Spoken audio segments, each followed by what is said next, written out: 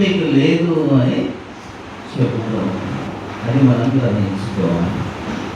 సరే, మరి మనం వాక్య భాగంలోకి వచ్చినట్లయితే లూకా సువార్త 2వ అధ్యాయము 14వ వచనాన్ని చదువుతున్నాం. ఎవరికైనా దొరికితే చదివి వినిపించారు.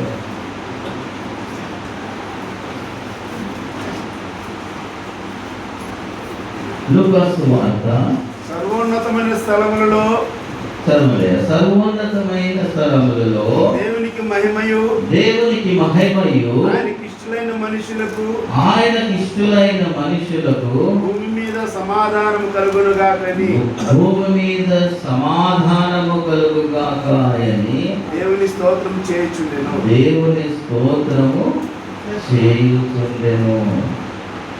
మరి ఇక్కడ చూసినట్టయితే ఇంకా 13వ వచనం చూసినట్టయితే, వెంటనే పరలోక సైన్యం సమూహము ఆ దూతతో కూడా నుండి సర్వోన్నతమైన స్థలములలో మరి ఎవరు మరి స్తోత్రం గానాలు చేస్తున్నారండి? ఇష్టమైన మరి ఎవరు చేస్తూ ఉన్నారు అంటే 13వ వచనంలో మనకు తేటగా మరి పరలోక సైన్య సమూహము ఆ దూతతో కూడా దూతలు అక్కడ మరి స్తోత్రిస్తూ ఉన్నారు. మరి ఎవరికి సమాధానం కలుగును కాబట్టి మరి ఇది వచనంలో మరి చివరిగా చూసినట్లయితే ఆయనకు ఇష్టలైన వారికి మాత్రమే సమాధానం కలుగుతుందనే విషయాన్ని మనము గ్రహించుకోవాలి. ఈరోజు సేవకులమైన మనము మరి ఇతరులకు బోధించాల్సిన మనము మరి ఆయనకు ఇష్టలుగా జీవిస్తూ ఉన్నామా అని మనము పరీక్షించుకోవాలి. మరి దేవునికి సజీవుడైన దేవునికి ఇష్టలుగా మనము జీవిస్తున్నామా అని ప్రశ్నించుకున్నట్టయితే అప్పుడే మనకు సమాధానం. ఆ విషయాన్ని గ్రహించాలి, ఆ విషయాన్ని బోధించాలి మనం. మరి చాలామంది ప్రార్థనలో ఎక్కువ సమయాన్ని గడుపుతూ ఉంటారు. అది చాలా మంచిది. అది దేవుని ఆజ్ఞ, దేవునితో మాట్లాడడం. ప్రార్థన అంటే దేవునితో మాట్లాడడం. మన సమయాన్ని వ్యర్థంగా పోనీయక మరి దేవునితో గడపడం, దేవునితో మాట్లాడడం చాలా మంచిది. మరి మనమంతైతే చేస్తున్నాం, ప్రార్థిస్తూ ఉంటున్నాం. మరి దేవుడు సమాధానం ఇస్తూ ఉన్నాడా? ఆయన అంగీకరిస్తూ ఉన్నాడా? ఆయన ఇష్టలుగా మనము జీవించగలుగుతున్నామా? మనం ప్రార్థన చేసే పాపాలు చేస్తూ, అంటే ఇక్కడ పాపం అంటే సువార్థికులమే కనుక మనం పెద్దగా ఎక్స్ప్రెషన్ చేయాల్సిన అవసరం లేదు. మనమంతా భక్తిగల పాపం. ఎవరు మనం? భక్తిగల పాపం. అన్నీ సరిగానే చేస్తూ ఉంటాం, కానీ చిన్నది తప్పిపోతాం. అది కూడా పాపం. ఒక విశ్వాసికి చెప్పడంలో ఇవన్నీ మనం చెప్పలేము. విశ్వాస విషయంలో అది పెద్ద తప్పు కాదు, మనకు అసలు పాపం అని కూడా తెలియదు. ఒక మాట ఇచ్చి తప్పడము, ఒక అబద్ధం మాట్లాడడం వల్ల సాధారణం. లేదా దేవుని విధంగా ఆరాధించండి అంటే ఆ విధంగా ఆరాధించకపోవడం పెద్ద విషయం కాదు. అయితే ఆరాధన చేస్తూనే ఉన్నా, అయితే ప్రార్థన చేస్తూనే ఉన్నా, అయితే పాటలు పాడుతూనే ఉన్నా, అయితే వాక్యాన్ని ధ్యానిస్తూనే ఉన్నా. కానీ మరి ఆయన చిత్తానుసారంగా వాక్యాన్ని ధ్యానిస్తున్నావా? ఆయన చిత్తానుసారంగా నువ్వు పాటలు పాడుతూ ఉన్నావా? మరి ఆత్మతోనూ సత్యంతోనూ ఆరాధిస్తున్నావా? ఇవన్నీ వాక్యంలో ఎదురని మరి కొత్త క్రైస్తవులకు లేదా విశ్వాసులకు మనము ఏ విధంగా అర్థం చేయించాలని మనం నేర్చుకోవాల్సి ఉంటుంది. మనం నేర్చుకొని మనం అనుసరించినట్టయితే వాళ్ళు మనల్ని అనుసరిస్తారు.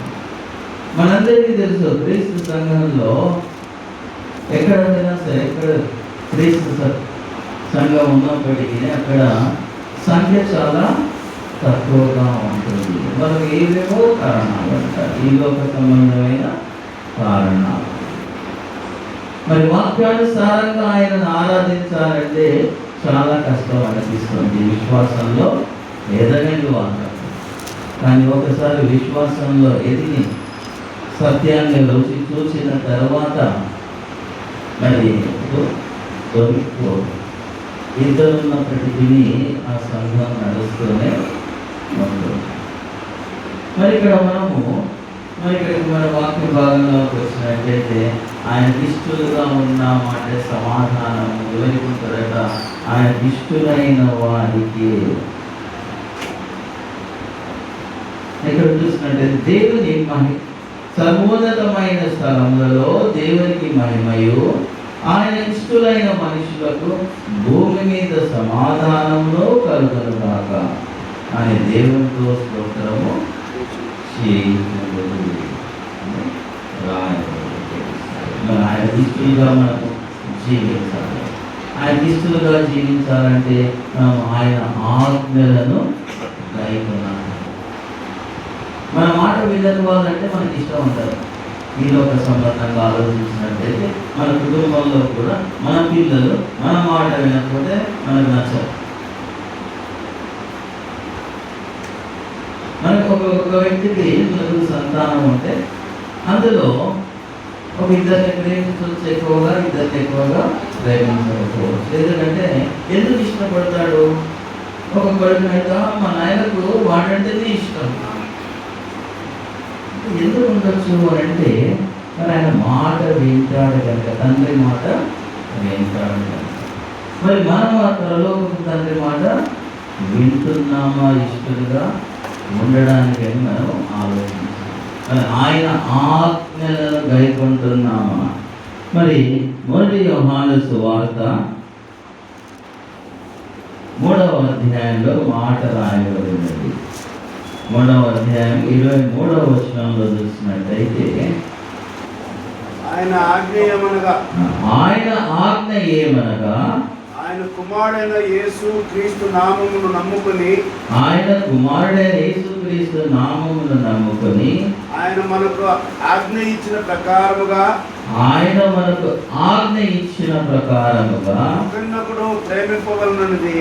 ఒకరినొకడు ప్రేమింపవలనది.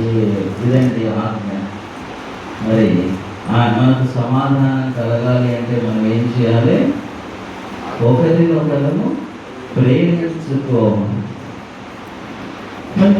మనలో ఎంతమంది ఒకరినొకరు ప్రేమించుకుంటూ ఉన్నాం? సేవకులుగా ఒకరినొకరు, బంధువులుగా కాదు, కుటుంబాలుగా కాదు, సేవా పరిచర్యలో ఉన్నప్పుడు తోటి సేవకులను ఎంతమందిని మనం ప్రేమిస్తూ ఉంటున్నాం? ఒకరినొకరు ప్రేమించుకోవాలి. అదే ఆయన ఆజ్ఞ. మాటలతో చాలా చెప్తాం, సహోదర ప్రేమ గురించి ప్రసంగాలు చేస్తూ ఉంటాం, కానీ మన క్రియలైతే మరి ఆ ప్రేమకు చాలా దూరంగా ఉంటాయి. ఎంతంటే చాలా దూరం. ఇంకొక మాట కూడా రాయబడ్డది 3వ అధ్యాయం 11-12 వచనం. మనం ఒకరినొకడు ప్రేమింపవలనదియు, ఒకరినొకడు ప్రేమింపవలనదియు మొదటి నుండి మీరు వినిన వర్తమానమే కదా. మనము కయ్యూను వంటి వారమై ఉండరాదు. వాడు దుష్టుని సంబంధి అయి తన సహోదరుని చంపెను. మరి మనం ఈనాటి ప్రేమ కలిగి ఉన్నామా? మరి చూడండి, మరి కయ్యని హేబేలు గురించి ప్రత్యేకంగా మనం తెలుసుకోవాల్సిన అవసరం లేదు. ఎందుకు చంపాడు అంటే అసూయ చేత. అందరికి మనకు తెలిసిన వాక్య భాగం, బహుశా అందరు ఎన్నోసార్లు మరి ప్రసంగించి కూడా ఉండొచ్చు. దేవుడు అసూయ చేత. దేవుడు మరి హేబేలు అర్పణను అంగీకరించాడు. కయ్యను అర్థాన్ని అంగీకరించలేదు. మనం అక్కడ ఆదికాండ గ్రంథంలో చూసినట్టయితే దేవుడు అంటాడు, మరి తలదించుకోవాల్సిన అవసరత ఏముంది, ఆయన సరిగా బలిని అర్పించలేదు. మనం కూడా సేవలో ఏం చేస్తుంటామంటే కొన్నిసార్లు అనుకోకుండానే మన తోటి సువార్థికుల పట్ల ద్వేషాన్ని, అసూయను పెంచుకుంటూ ఉంటాం. అయ్యో మనసు వంటి వాడు మనం కలిగి ఉన్నాం. అక్కడ వాడు హేబేలుపై పడి చంపేసిండు. మనం ఏం చేస్తాం? మనం చెప్పం. మనం చాలా తెలియమంతలం. మన సహోదరుడు జీవితంలో మరి ఒకసారి సేవ చేయకుండా దెబ్బపడతాం. సేవ అంటే భయపడేలా చేస్తాం, సువార్త అంటే భయపడేలా చేస్తాం. అది మన ప్రేమ ఏంటో దీన్ని ఈలోక సంబంధంగా మరి ఎంతోమంది పోయిట్స్ ఇంగ్లీష్లో చెప్తారు, దీన్ని క్రిస్టియన్ లవ్ అని అంటారు. క్రిస్టియన్ లవ్ రెండు అర్థాలతో వాడుతూ ఉంటారు. ఒకటి సరి అయిన అర్థంలో, రెండవది వ్యంగ్యంగా ఎత్తి పొడుస్తూ వాడుతూ ఉంటారు. క్రిస్టియన్ లవ్ అంటే క్రీస్తుకు మనల్ని ప్రేమించిన, క్రీస్తు మనల్ని ప్రేమించిన విధంగా అలాంటి ప్రేమను మనము కలిగి ఉండాలి. అంతకంటే గొప్ప ప్రేమ ఏది లేదు. మరి దేవుడు ఏం చేశాడు? కేవలం మనం పాపులమై ఉండగానే మనలో ప్రేమించాడు. తన ప్రియ కుమారుణ్ణి మన కొరకు బలిగా అర్పించాడు. యేసు ప్రభు మరి సంఘాన్ని తన స్వరక్తం ఇచ్చి సంపాదించుకున్నాడు. అంతటి ప్రేమ చూపించాడు. మరి మనం అంత ప్రేమ చూపించలేము, అంత చూపించాల్సిన అవసరం లేదు. కానీ మనము మన తోటి సువార్థకుని పట్ల సరిగా నడుచుకుంటే చాలు. వారి సేవకు ఆటంకం లేకుండా ఉంటే చాలు. మనము గొప్పగా సేవ చేయకపోయినా పర్వాలేదు, కానీ తోటి సహోదరునికి సహాయం చేస్తూ మరి వారిని ప్రోత్సహించాలి.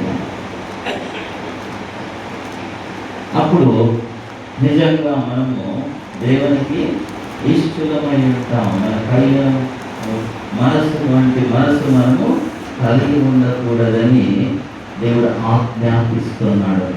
ఆయన ఆజ్ఞను కలిగి కనుక గైకొన్నట్టయితే మనకు ఆయన ఇష్టలుగా ఉంటాము, మరి మనకు సమాధానము కలుగుతుంది. మరి ఇంకొక వచన భాగాన్ని చూస్తున్నాం. గలతీయులకు రాయబడిన పత్రిక